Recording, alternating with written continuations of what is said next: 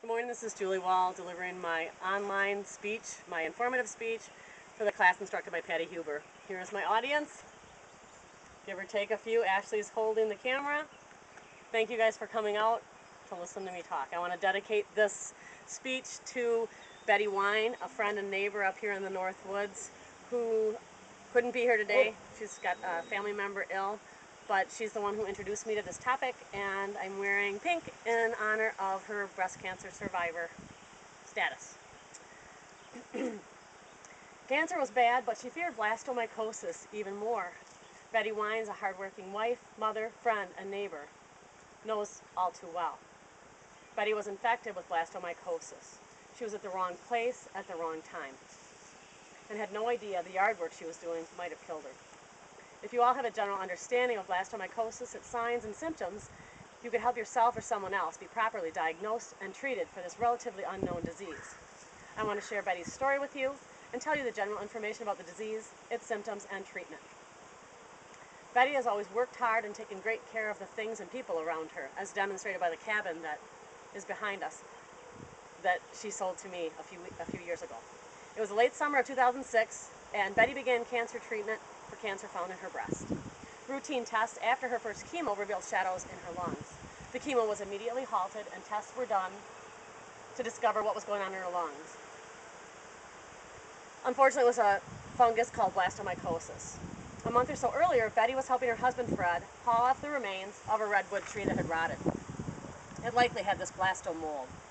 The chemo assault to her body had weakened her such that the blasto erupted and became a worse nightmare than Betty's cancer.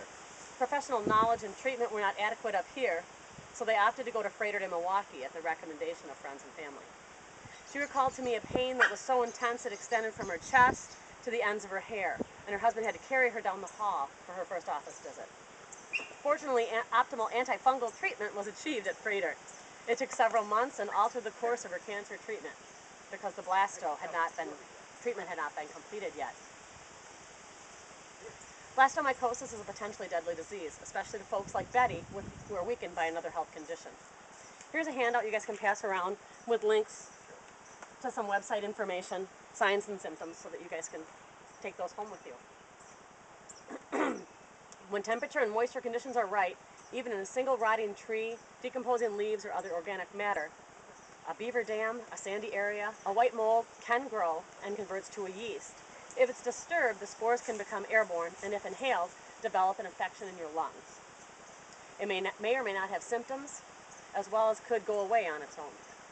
The New England Journal of Medicine reports that in 1984, there were 96 school children, along with chaperones, exposed to these spores, having direct contact with a beaver dam near these parts in Lincoln County. There were two different groups of the outings that were tested. Half of the people that were tested positive for the blasto, and half of those people had no symptoms. The incubation period was 21 to 106 days. Marvin Mary stopped by the other night with a story about a friend whose son went off to an East Coast college with a silently developing condition of blasto. When he fell ill, there was no indication to medical personnel out on the East Coast to consider these deadly spores. He died, and when they did the autopsy, it revealed that the blasto was the cause of his death. I know everybody here is a dog lover, and unfortunately dogs can be infected with this as well. Only it cannot be transmitted person to person, dog to person. The symptoms are frightening because they mimic many other illnesses in humans. According to the Vilas County reports of public health, symptoms can include fever, rash, fatigue, cough, with or without producing mucus, muscle stiffness, joint stiffness, or unintentional weight loss. That can look like a whole lot of other things. Blasto can also spread to brain, skin, the bloodstream, and your bones. The treatment is IV or oral, and it's an antifungal therapy. According to Dr. Reed, who's a clinical pathologist,